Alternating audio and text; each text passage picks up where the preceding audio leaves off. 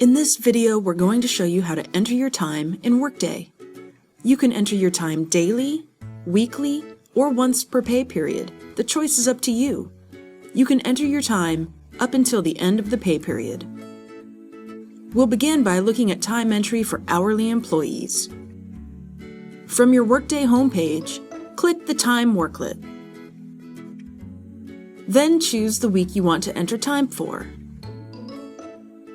Then you'll see the time entry calendar. If you chose the wrong week initially, you can navigate to a different week in the pay period by clicking these arrows. To begin entering your time, click on the day you want to enter time for, and a new window will open where you can input your time details. The first field is for time type. Your window may have a default time type selected. In this case, work time is what is populated by default. Worked time is the type for an employee's standard work time. To see a list of all time types available to you, click the menu button. You can look up time entry codes or absence codes by clicking on the arrow to the right of each. You can also search for your time type directly in this search bar. Next, you'll enter your in and out time. In Workday, you only enter time that you've actually worked, the time before your meal and the time after your meal. Enter the time you started work in the inbox. Then enter the time you left for a meal break in the outbox. Next, you'll select an out reason. If this was the end of your shift, you'd select out, but since this is the first part of the shift, select meal. Underneath this is a details section with many additional fields. We're going to skip the details area for now, but it will pop up again later in the video when we talk about comp time. So now we can click OK, and you'll see the time is blocked out on the calendar. So let's enter time for the second half of the day.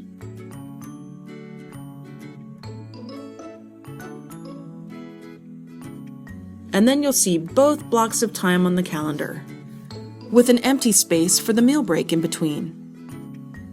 As you can see here, these blocks of time show as not submitted, but they are saved in the system.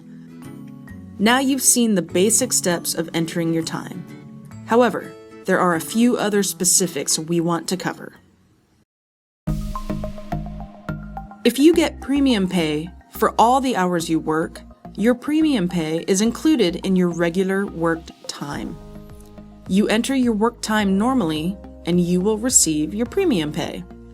But if you get a premium for some of the hours you work, you'll need to designate those hours in Workday when you enter your time. To enter time that includes premium pay, find the time type you need by searching the time type field. Examples of intermittent premium pay include bilingual pay and lead pay. If you worked overtime, just enter your work time normally, and Workday will calculate your overtime for you. You can see this by looking at your timesheet totals in the top right. Now, instead of getting paid for overtime, maybe you wanted those extra hours as comp time instead. You can update time you've already entered by clicking the time block. Then scroll down to the additional time type box in the details section and select compensatory time. Click OK, and you can see Workday converts those hours to comp time.